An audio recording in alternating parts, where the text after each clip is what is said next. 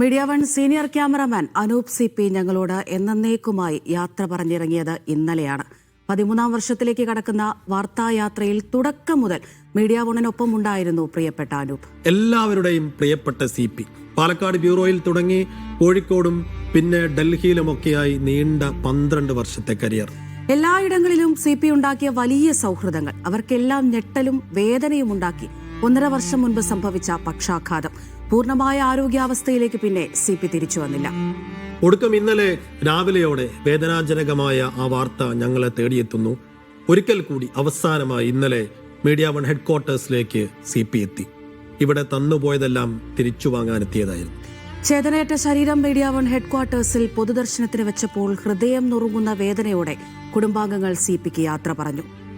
News മോർണിംഗിനും CPയുടെ വേർപാട് വലിയ വേദന ഉണ്ടാക്കുന്ന ഒന്നാണ്.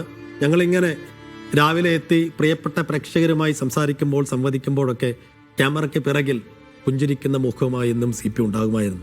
ദീപ്തമായ ആ ഓർമ്മകൾക്ക് മുന്നിൽ ന്യൂസ് മോർണിംഗിന്റെയും മീഡിയ വൺ കുടുംബത്തിന്റെയും 1000 അശ്രുപുഷ്പങ്ങൾ അർപ്പിക്കുകയാണ്. പ്രണാം.